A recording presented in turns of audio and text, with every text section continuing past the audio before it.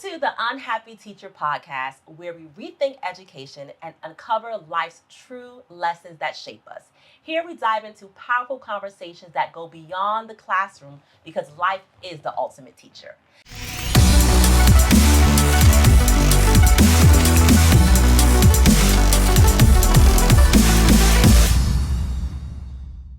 Today, I have here with me a very, very special guest. This one is very, very special because this one is close to my heart here, but I'm going to introduce to you a lovely, lovely person who is my brother. We've transformed from friends to family now. Yes. Brother, the godfather of my son, Mr. Kalvin Leveille. And let me tell you more about him. So Kalvin, born and raised in New York City like me, right? Yes. Born and raised in New York City, Kalvin is an award-winning public health leader, scholar, and mental health therapist. Recently earning his second master's degree, he has been featured in numerous national and local campaigns promoting health education. Kalvin remains committed to advancing healthy equity, expanding mental health resources for Black men, and improving health conditions and outcomes for LGBTQ people of color and individuals living with HIV and AIDS. Let's please give a warm welcome to my brother, Kalvin. I know, it was just us here, but I'm so happy that we're doing this. I'm happy that I'm here too. And that your vibes and your energy, you're like, I be missing you so much, man. I'm so proud of you. Oh, I'm so proud. I'm just watching you and I'm just like, wow.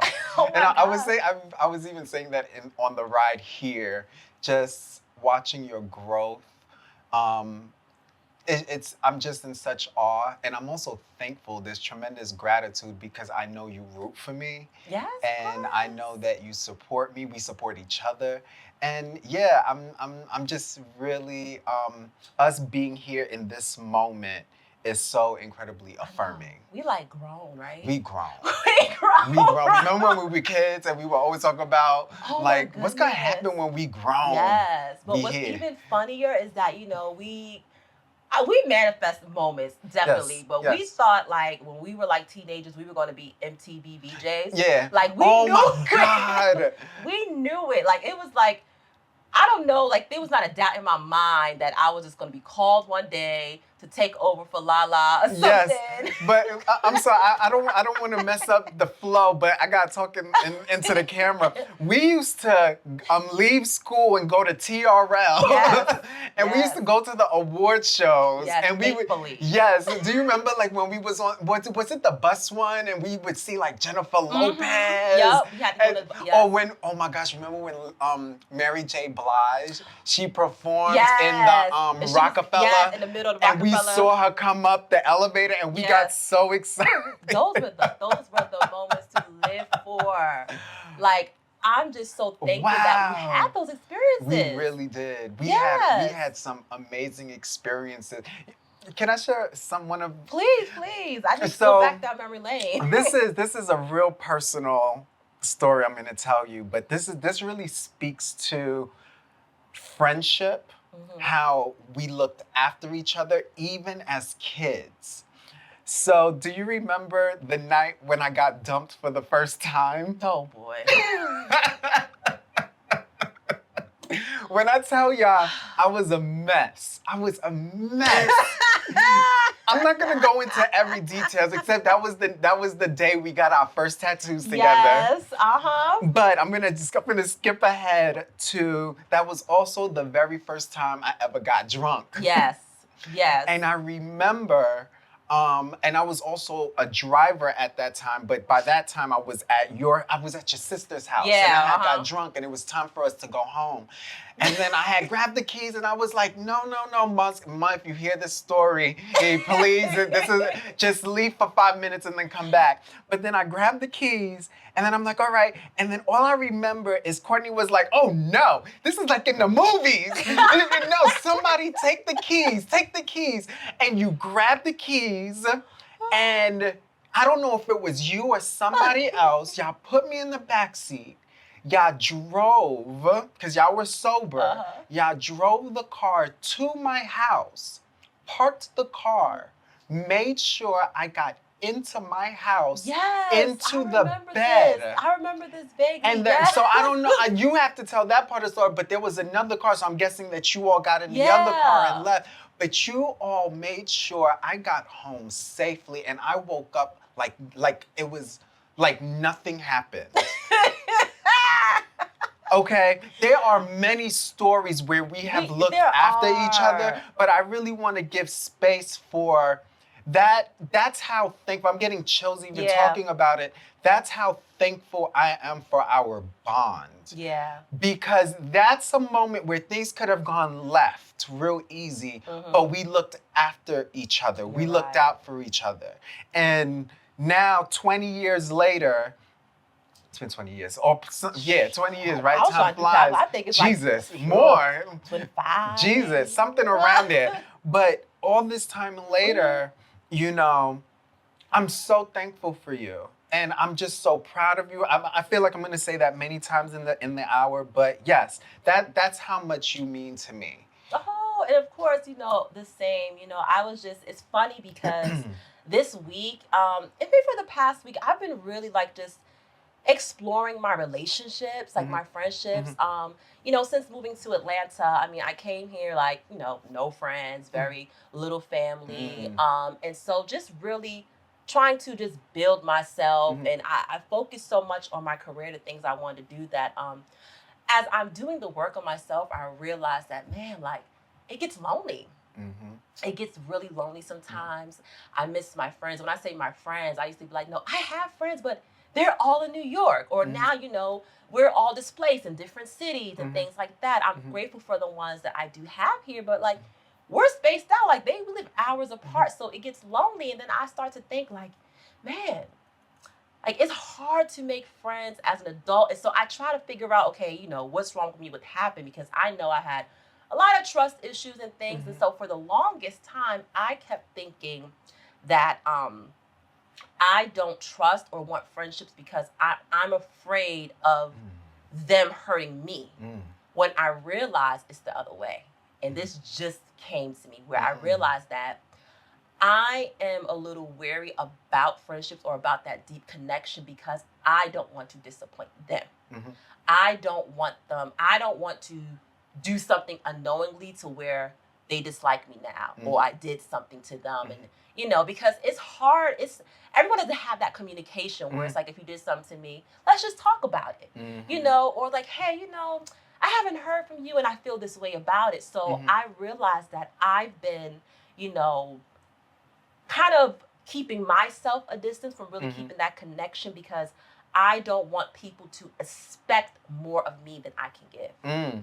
And so when I think about, how I've lasted with some of the friendships for so long or our connection, I realize it's because I feel like you don't have this expectation of me. You let me be Courtney. I let you be Kalvin.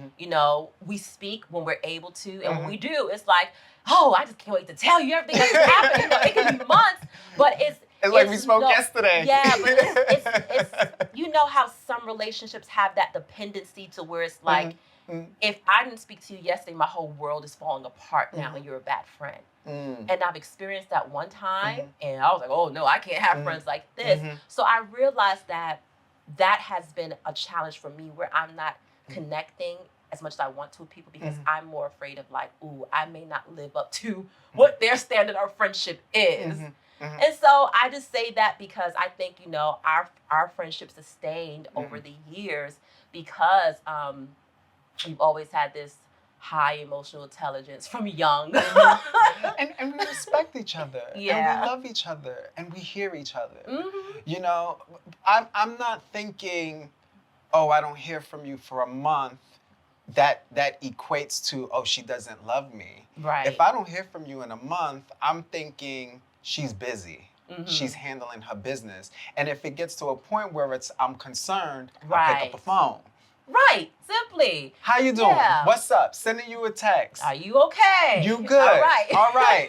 Because let's just call it what it is. We hustling out here. And I'm not necessarily, and I want to be clear when I'm saying hustling, I'm not talking about just making money. We're hustling our life. Yeah. We're trying to navigate the friendships, love, our self-esteem, who we are, careers, family. We're getting Ooh, older that's a now. lot. So, taking care of parents, navigating those hard conversations, those Yeah. hard relationships, managing our ego, our pride, our desires. Yeah. That's hard. And also, you kind of touched on it, the idea, the vision of who we thought we would be or what we were thinking we would be versus who we actually are.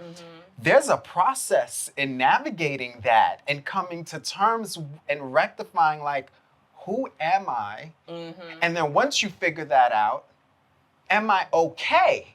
Do I love who am I? Right, Who right, I right. am. Right.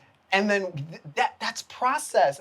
Those are some personal, spiritual processes that you have to give space to the people that you love to work through, and trust that when they need to tap into the village, that network, Yeah. they will. And if you don't, I'm here as your friend to remind you, hey, just letting you know I'm here. Right. And I'm thank here. you for that, because we are evolving, and we have evolved so much since middle school. Yes. We met in middle school. It was seventh grade, Seventh particularly, grade. right? Because Seventh I grade. remember you didn't start there in sixth grade, went in seventh grade. And Correct. I don't even know like exactly the moment we met, but I just remember us. We were like in the same class, right? We had we were just talking about art class. But that year we just became so connected. Everything was just like fun or funny. It was.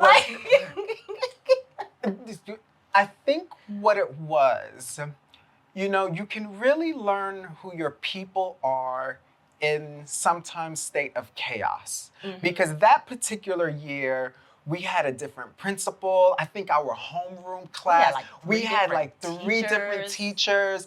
And then even going from one class every 45 minutes, sitting in different places, being at different tables with other students, lunchtime, and also just that period of development is a very chaotic time. We are finding ourselves and seeing that through all of that, seeing our resilience, showing up for each other, how we were showing up for ourselves.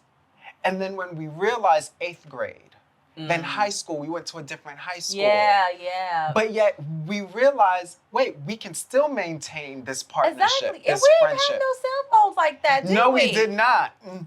We were on bicycles. Yes. Riding bikes. Remember we did that. I remember we would do bike rides together. This was I was a village kid growing up. For those of you who don't know, back the village is a very popular place, at least back in the day, for young gay boys to go and feel a space of feeling welcomed and where they could find community. So I would go there and I would invite you. Yep. And I would say, I'm going to the village, you come in, and then you would be like, sure, why not? And we had great stories. Great. I still have pictures from that day that's what's so beautiful, because I always carried a camera before camera phones became a thing. You sure did. So I don't know why. I just always carried a camera. So I have so many pictures from our adolescent years. But I think because we built unknowingly, we built those tools on how to be friends, how to be in relationship with each other in a way that affirmed and lifted us, and it served us. It's what's carried us. It's one of the things that has carried us to this moment right now. Right. So just speaking of those adolescent years, when I think back to it, I'm just like, dang, we had no business there. We had no business there or there. But I mean, thank God brought us through. But we also learned so much, and I truly believe we were able to navigate those things because we had a good friendship. If we were just out there, like by ourselves, really, with God knows who, we can't say we would have had the same outcomes. But so speaking of, adolescent Kalvin, like tell me about those years. Wow. Like, yes, those years, middle school, high school. And then how you even decided that, yeah, like I'm going to go ahead and further my education and go to college. Yeah. Um, those years were very tough. Those were very tough years for me because as a Black boy that was gay, and I wasn't ultra masculine. I was extremely skinny. I was awkward looking. I didn't have a lot of male figures in my life. It was very difficult because everybody wants to belong. Everyone wants to be seen. Everyone wants to be seen. Everyone wants to be validated. And that's okay. There's nothing wrong with that. That's a normal human desire. But I didn't know how to go about that. I didn't know how to intentionally be my authentic self. So a lot of times I was just trying to make it through the day. And thank God I had individuals like you and my aunt who gave me permission to just be myself and not have to think about how to survive, you know, how to think about how to code switch, you know. And I did that for so long. But when you were code switching, you feel like you did that a long time, or mental? Oh yes, I felt the code switching was survival. Okay. It wasn't just survival on trying to be able to make sure I wasn't getting jumped or beat up. It was survival to make sure that I felt safe and to know that, you know, people wouldn't what's the how do we say it? They wouldn't catch the tea, you know. But I wasn't always successful, but I digress a little bit. All of that played a role in making me stronger. But because of that, and because I was doing a lot of that for the most part on my own, I got to experience life through a unique lens that many people who are more accepted in society or could find community easier, they don't have to think about. I just told you, I had to skip school and I had to go and travel for 45 minutes to go to the village.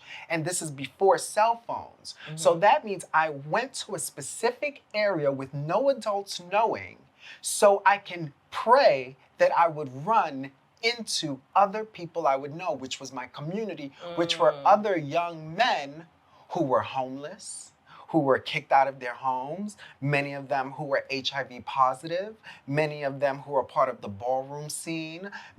They were pushed out or not, or they didn't feel welcome. We didn't feel welcomed in our Black community, in our community of men, in our family. So we had to find community for ourselves. And in that, there's a lot of parallels with that, with the Black community, with the women, with other communities that are often oppressed. That's one of the reasons why I also think that gay men tend to love women so much. But that's another story, because there are many parallels in our struggle, in our fight.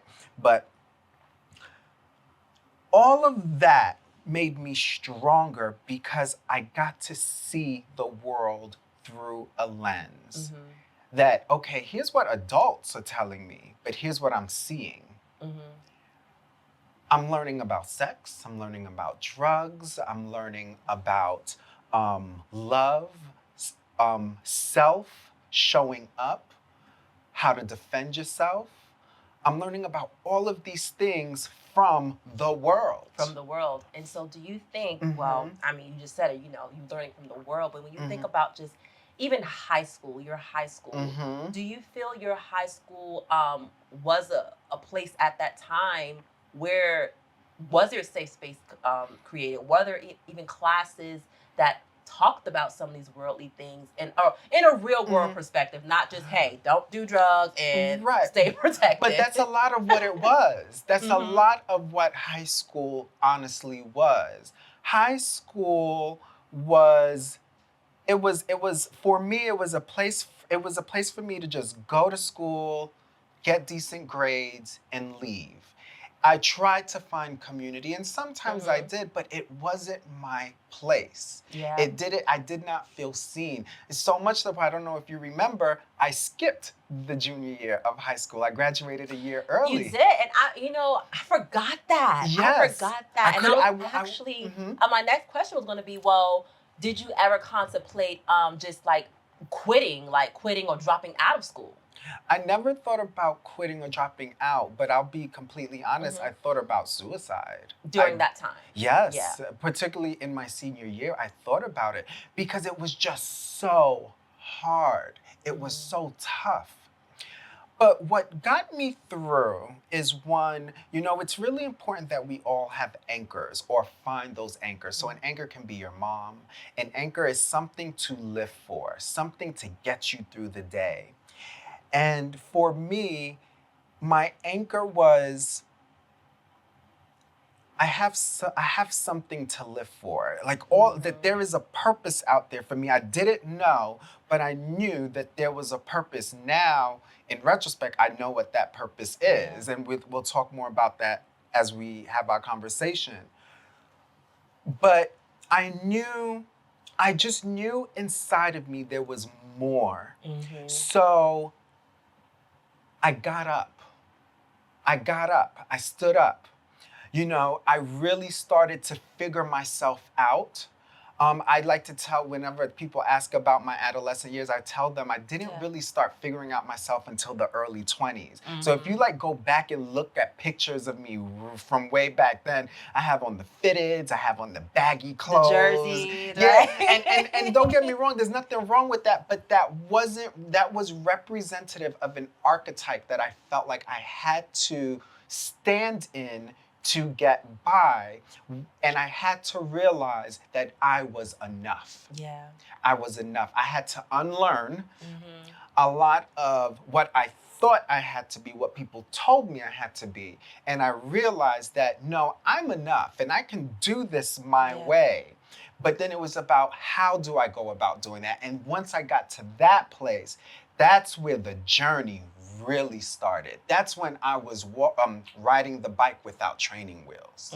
I love that. And so, do you think like if you can just think back to that early Yes. time, as far as like I'm talking about, like the junior, senior Yes. year of high school, maybe Mhm. even early college, Mhm. were there any influences, mentors, or if you just think back, like, man, this is something that could Mhm. have changed the course if I just had that one teacher, or if they made this one program for Mhm. me, or if you can think about that, Mhm. was there something that you think could have been done within the school or community that you were in to maybe make you feel Mhm. more included, or didn't feel suicidal, or felt like, man, Mhm. I had that place where you didn't have to go search for it on your own?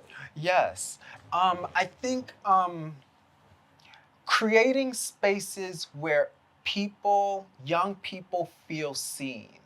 And how do we do that? Because I think we always say that, Yeah. but we don't talk about how do we How? do that. So I'm going to give you one way on how do we do that.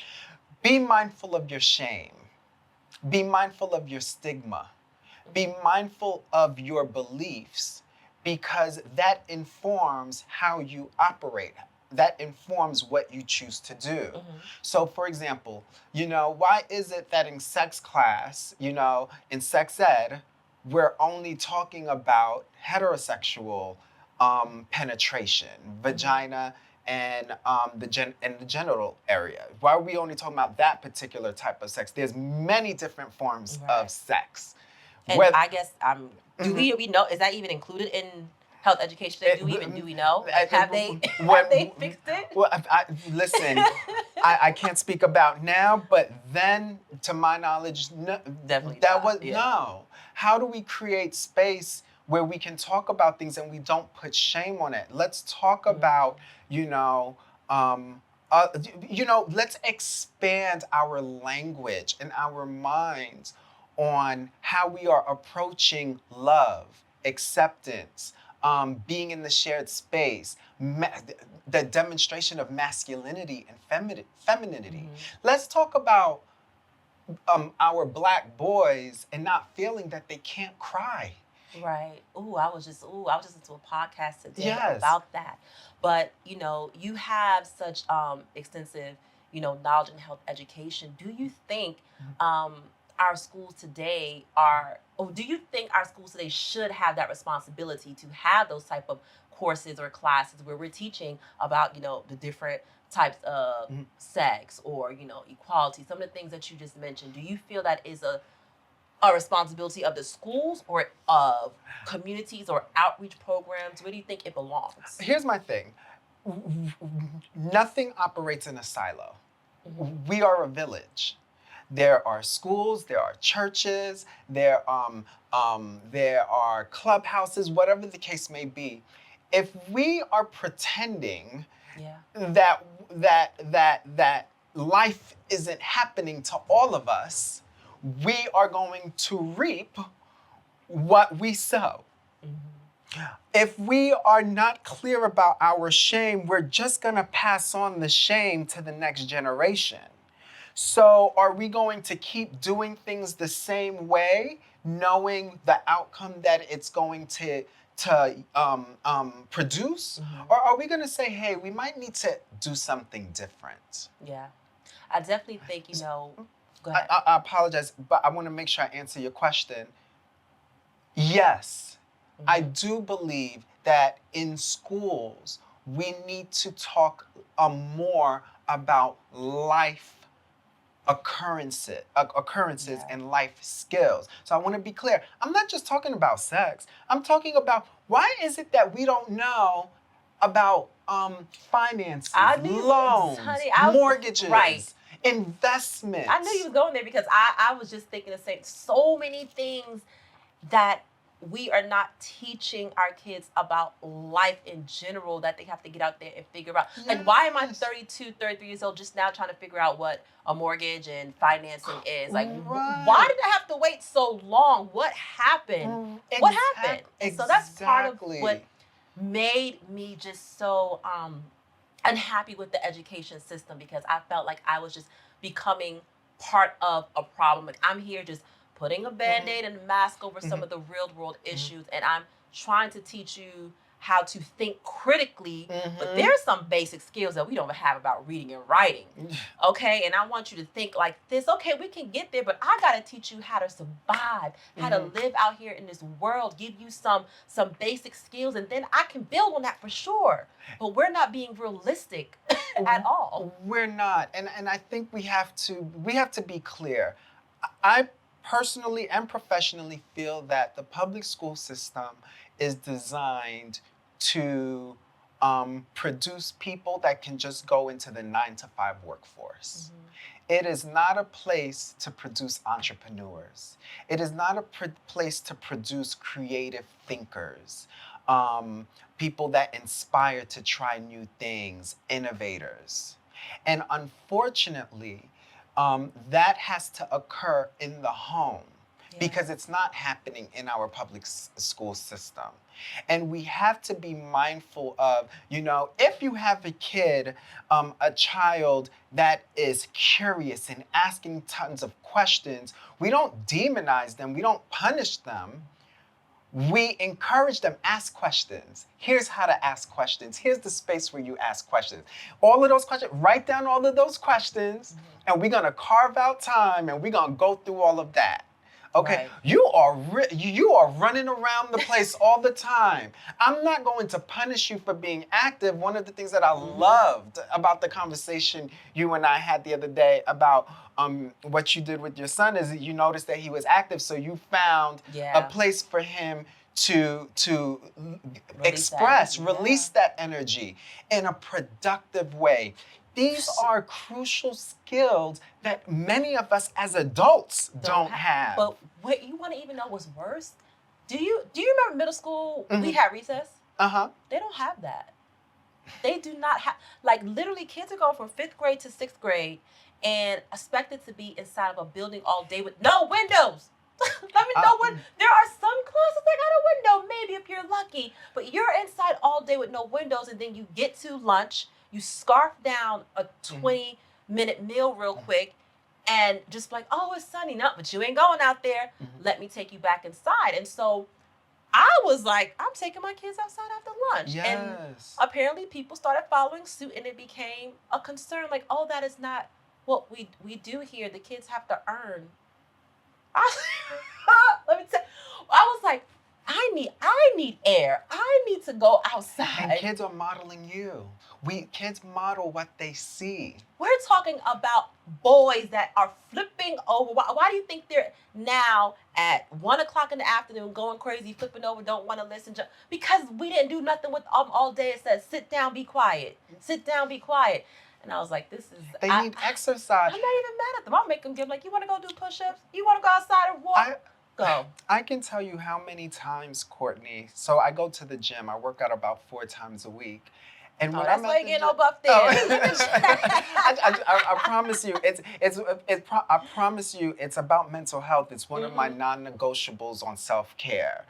However, I go to the gym and I see so many young kids, and it's mind-blowing how you think kids aren't watching you, but they watch you. Yeah. And the kids, the boys, they come to me and they're like, how do I do that? Or can you show me how to do this?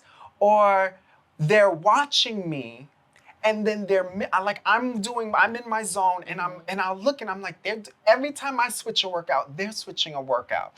And since I go on a consistent schedule, they're going on I'm seeing them more routinely.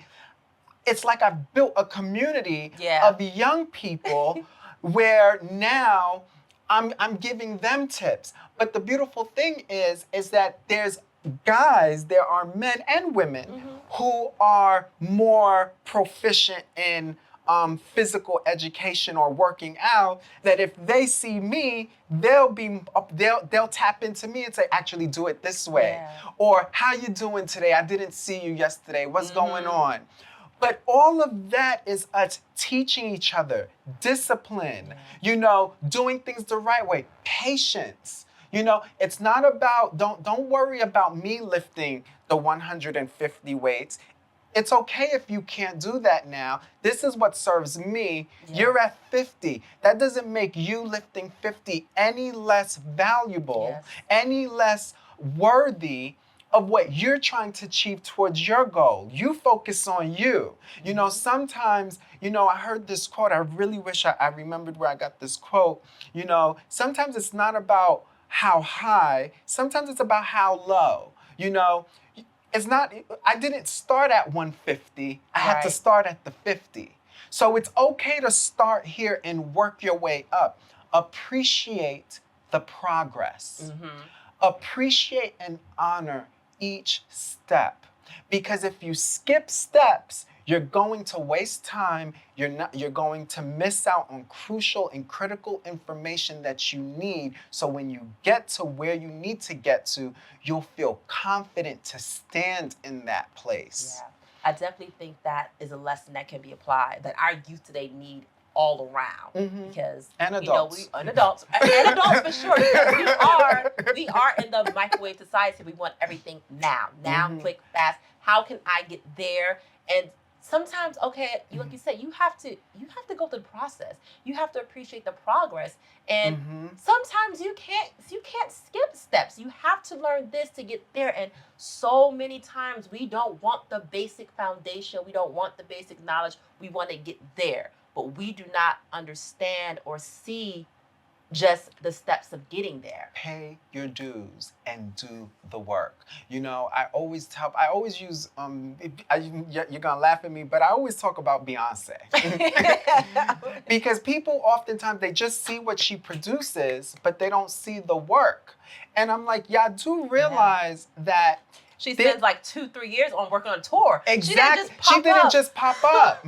Like, there is time, like, she takes a break. Then, she goes into her creative bubble, she plans, she figures it out, and then she comes out. I always tell people, you don't see Beyonce at the Grammys every single year. Right. You don't see her show up. You don't see celebrities you don't have to be out all the time. Take your time to figure out what you need to figure out. Get your mind right. Get your spirit right. And then when you're ready, come out and do what you need to do. But if you need to take the time, take the time. It's okay. Figure out what your process is. And I want to validate what you speaking said. to my soul right now. But I want to validate what you said. We do live in a society where, you know, the attention span is incredibly short, and we aren't learning. And I'm honestly a bit fearful of it. You know, now that we have AI, you know, I just finished my second master's. And, you know, towards my last semester, that's when I started to really learn artificial intelligence. And then I started to play with it. And then I'm like, whoa, this just wrote my entire paper. Right. Whoa, this just researched and did all of my citations. Some of it wasn't right, by the way. And that's the part that is like, right. You gotta go back in and do a little bit of brain work yourself as well. But it's scary because how fast it can produce weeks and years of research. And my thing is, okay, I think it's an awesome tool. I think it's great. But if you can't do the work, if you don't have those critical skills, that is scary. You know, I had a staff person at one point where this person, they had to do a report that I was supervising, and I read the report, and I'm looking at the report, and I'm able to say, like, this person did not write this. And I literally said, did you write this? And they went, I'm like, did you use and I could see the pause. I'm like, okay, listen. We ain't doing that here, okay? We ain't doing that here. You know, I'm not judging because I believe every opportunity is a learning opportunity. So I used it as a learning moment, but it really made me really fearful for the next generation because there's such a dependency now on things that they need to know how to do to survive. And they need to build their confidence. Like, there is nothing like being able to know that you can do something. Yes. To know that you have a skill, that you don't need to rely on a computer to do it. I can go on AI and have the AI write a paper for me, but I can go back and I can correct it. You know, I don't need an AI to do my citations. I don't need it to do research, to find, to fact check. But if you've never learned those skills, and that's where it comes a lack of confidence, where it's like, you don't have that basic foundation to know that you can do it. Like, or better yet, let me just teach you. I can teach you how to do it. Can you just like and that's the battle in school and education, where it's like, oh, I could just go to I can just also show you how to do it. So now that you have this skill, do you trust me enough to want to learn how to do it that way? You know, and how we view, and that's another thing, how we view failure, how we view making mistakes. Failure is not the end all be all. That's data. I tell people all the time, when you fail at something, that's important data. That is not a bad thing. That's data that maybe a detour needs to occur.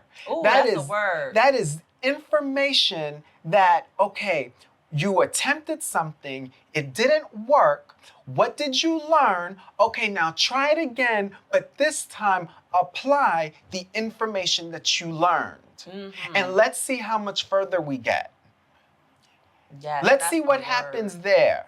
I feel like you would just speak it to my soul. Literally, because I go through this sometimes, as far as just like, okay, pushing myself, you know, not wanting to be a failure. Then, what is a failure, Courtney? Like, who said you're a failure? A failure to me is like, okay, I didn't try hard enough, or did you try hard enough? Like, knowing when it's time to be like, okay, that chapter's closed, or when this is done. It doesn't mean you're a failure. It gives you a chance to learn and try again.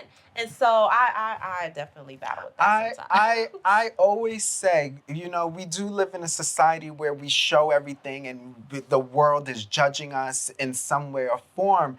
And, you know, I don't want us to be afraid of failure. And I tell people this all the time.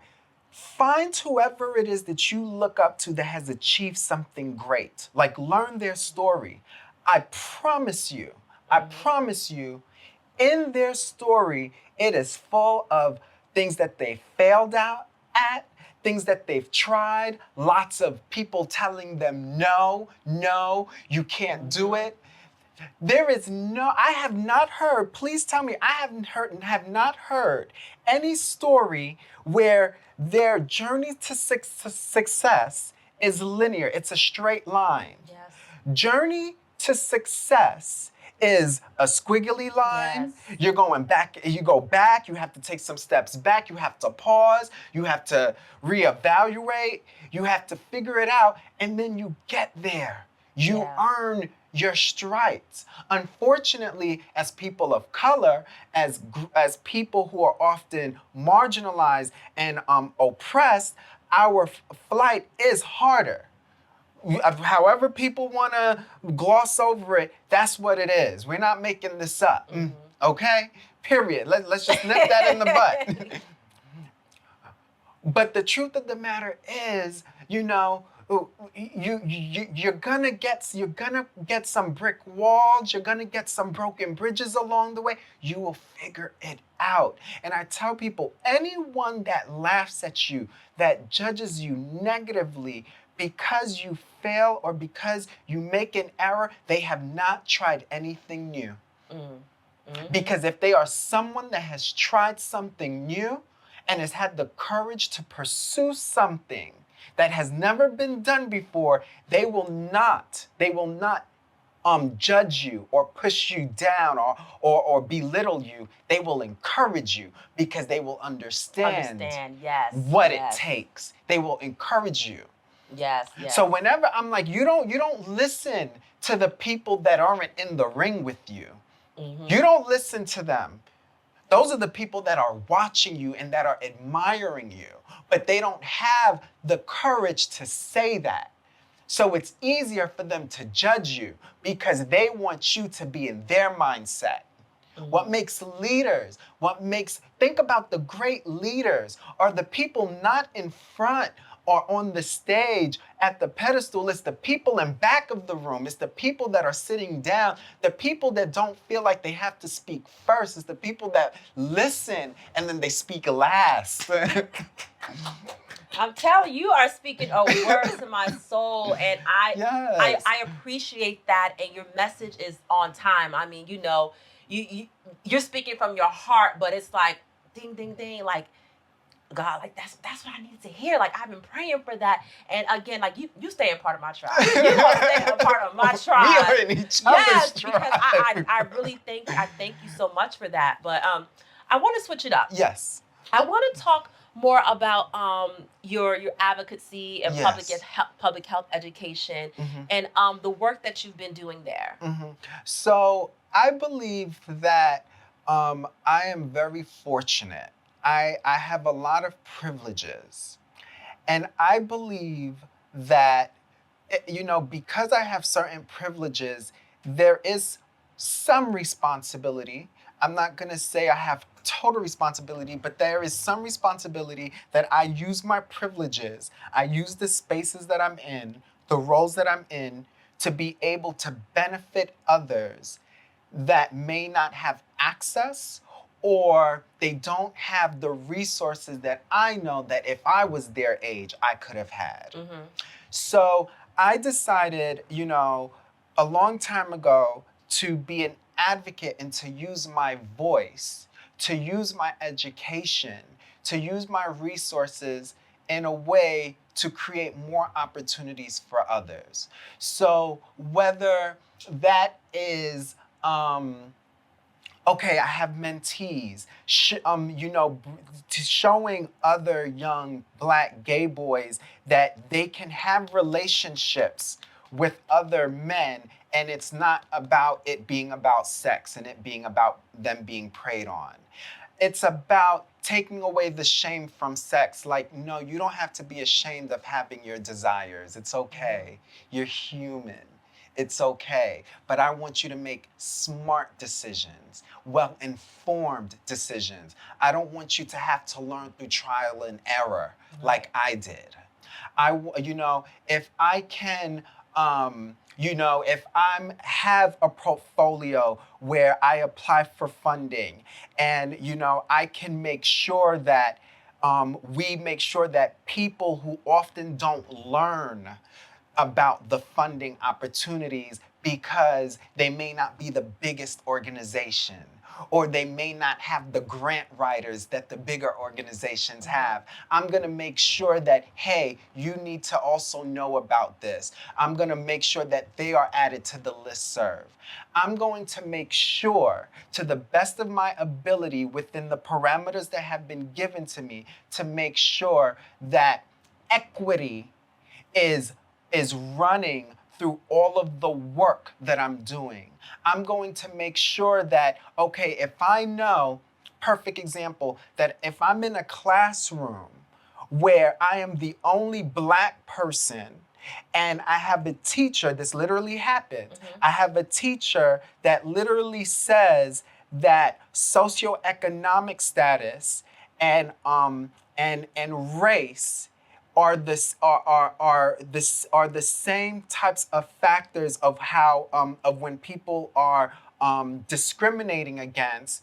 I have to stand up and say, no, no, no, no, no. No, no, no. You can see my color. Right. Okay, right. you can see color. It is not the same. Yes.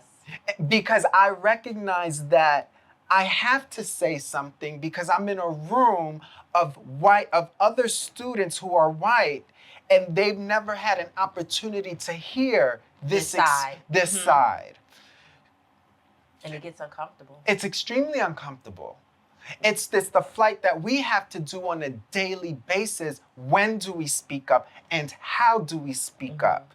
Because I can only imagine you have to think about when you have to show that side because you can't be cast as the angry Black woman. Yes, I mean you're absolutely right. You know, I I wrote a whole journal that I sent to you about the voice I never used because I discovered just how silent I was. I was becoming that I became. Like I didn't know where that came from, what happened, and I think for so many years I was observing or thinking that maybe I don't have enough knowledge or experience to speak up about some things that I'm seeing that don't make sense. I'm questioning myself, your voice, on things like yes, I don't know. And so and then of course you don't want to be the angry person because if you speak up, they're gonna be you the disgruntled person. You always got something to say, and I realized that I wanted to be liked.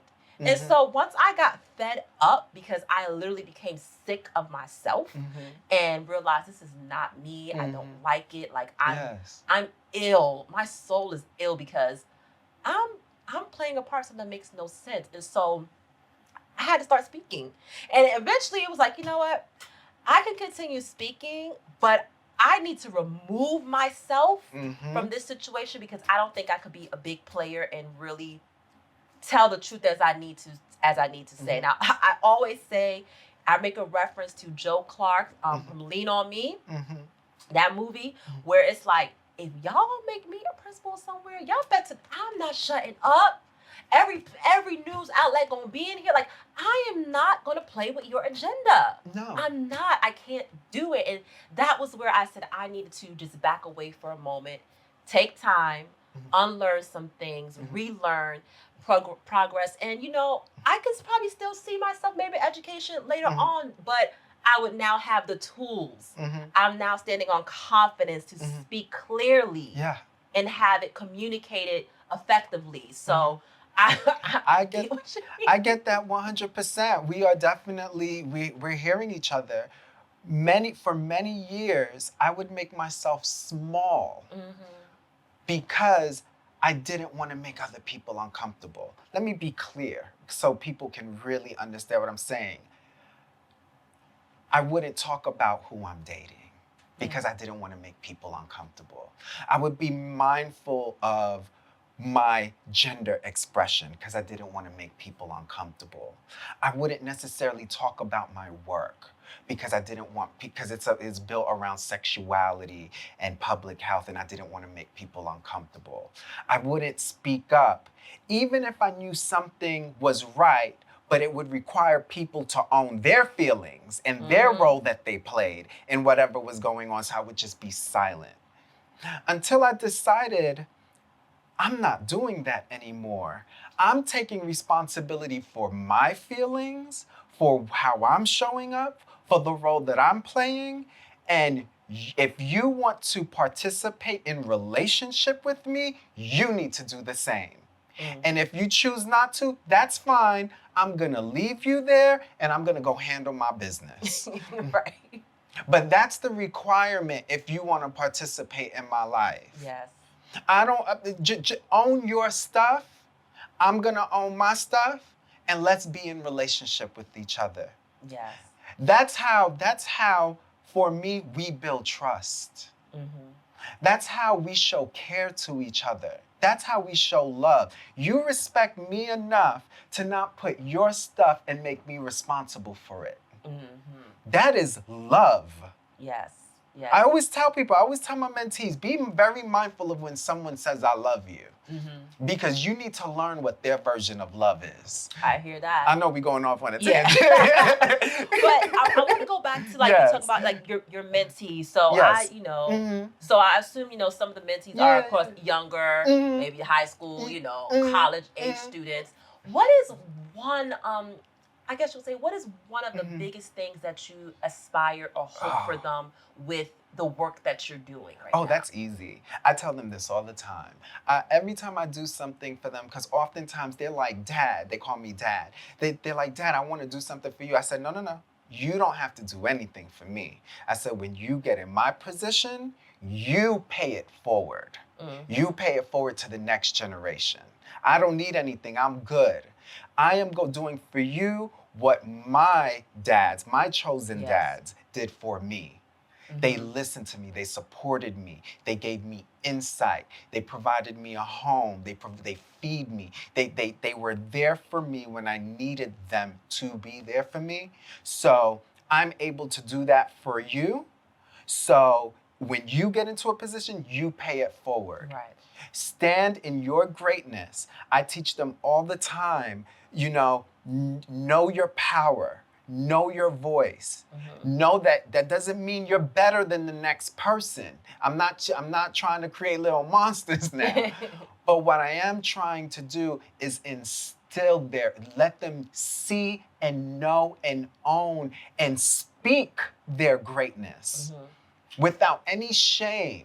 I don't want them to feel like they have to make themselves small to be in a room.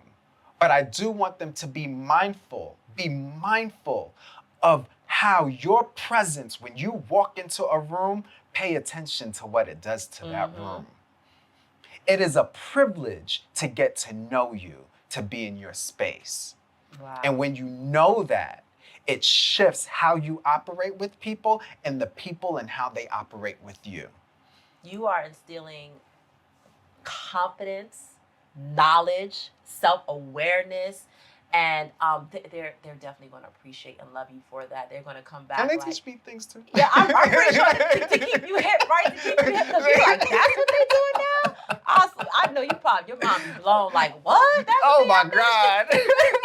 But just if you can just kind of list maybe some of your greatest accomplishments or what you're most proud of as far as like some of the grants maybe you've been able to secure, some of the programs you've been able to really push for. If you can just kind of list that for us. Yeah, thank you for asking that question. That's really beautiful and that makes me feel seen. So thank you. I think there's a few things I'm proud of. I think recently, one of the things I'm most proud of. So in New York State, the role that I stand in at the New York State Health Department is I'm a program coordinator in the Office of Drug User Health. And my specific focus is really creating and developing and implementing a statewide coordinated response around the crystal meth epidemic that impacts particularly same gender loving men, also known as gay men, or men who love other men, and the impact that crystal meth has on them, on that community, my community. This is a community or an issue rather, which does not have research around it, funding around it, we don't have support around it. And what I have done over the last 2.5 years is I have, with the support of the team and the institution, we've built community events, virtual and in person. We're creating a statewide educational campaign.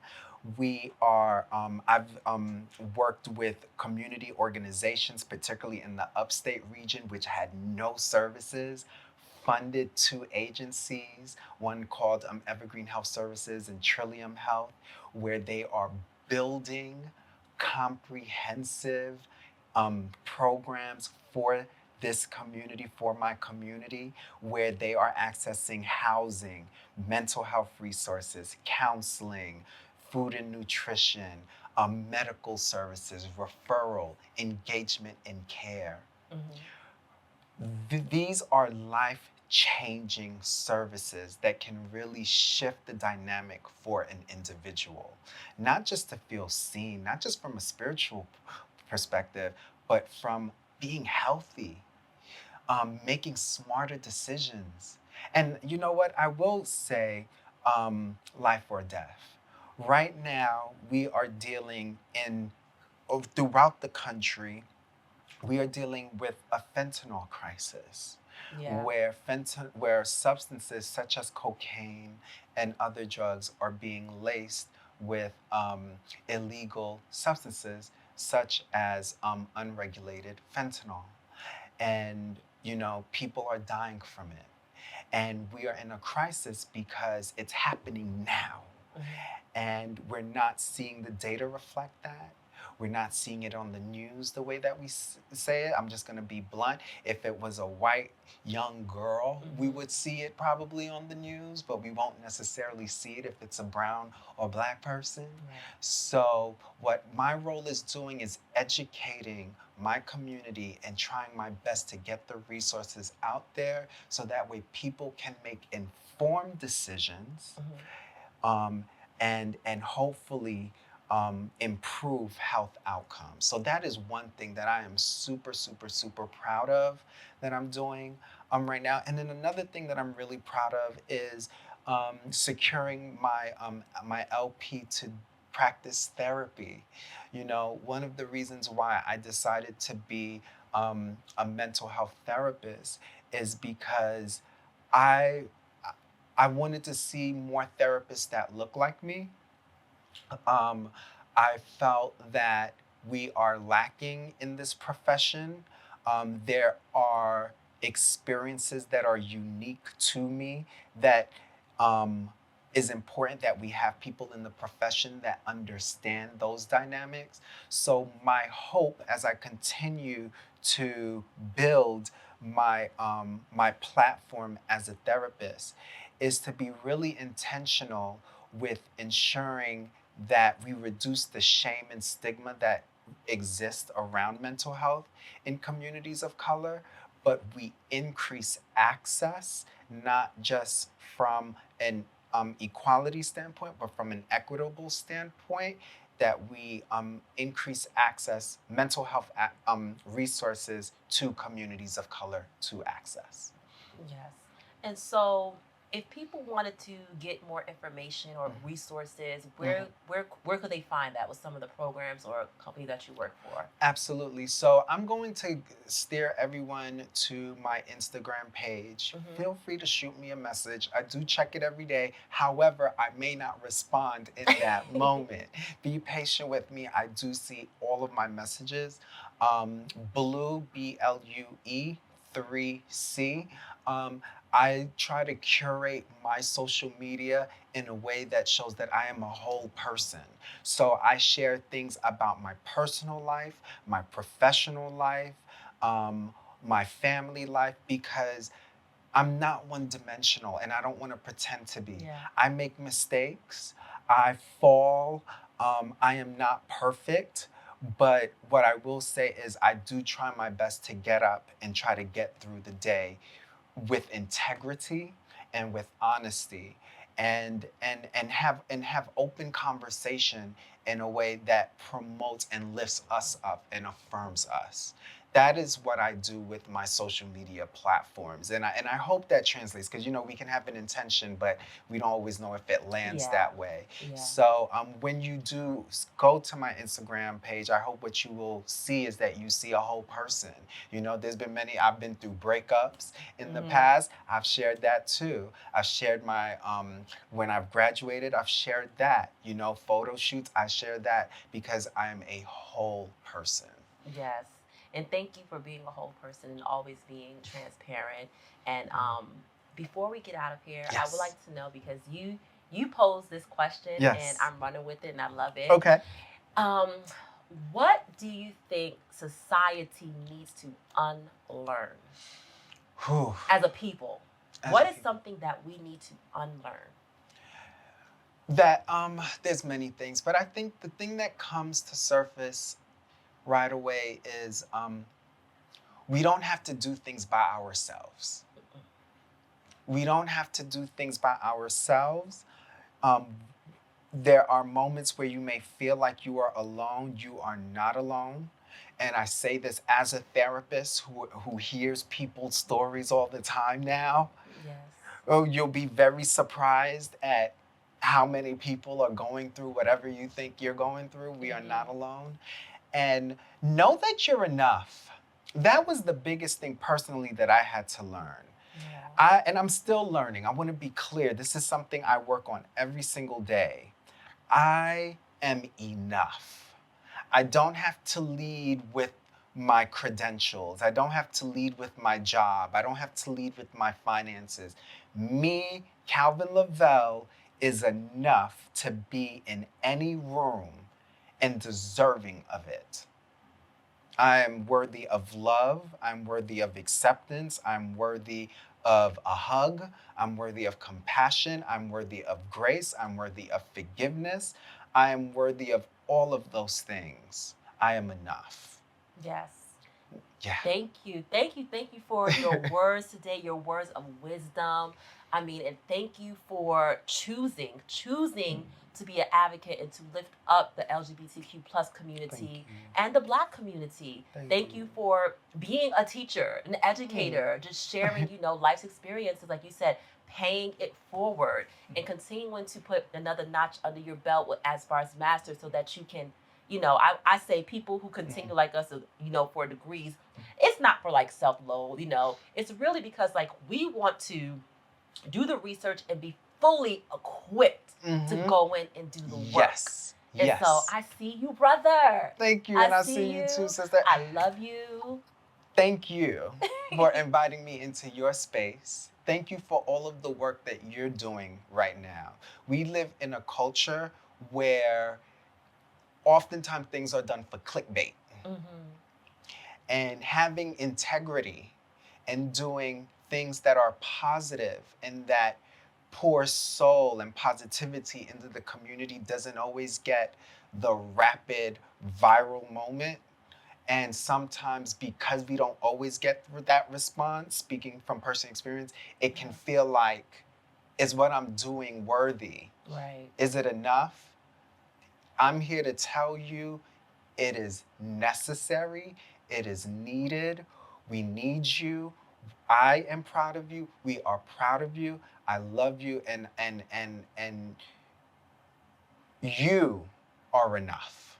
Well, thank you. I accept that. I accept all of that wholeheartedly. I think we can just go on with a soap opera now and just start crying. So before we jump up and start giving each other hugs and kisses, let me just close us out again. This is my brother, my best friend, health education advocate, Kalvin Leveille. Make sure you check out. Go ahead, tell me your Instagram again. Blue3C. Blue3C. As things are rolling out, I will always share them on that platform, Instagram. Blue, BLUE 3C. Yes, thank you again. I'm your host, Courtney Sela. Thank you for tuning in to another episode of the Unhappy Teacher Podcast. Go ahead and check the notes for more information, more resources to help you, and make sure that you like and subscribe. And please comment and tell us how we're doing. We're out.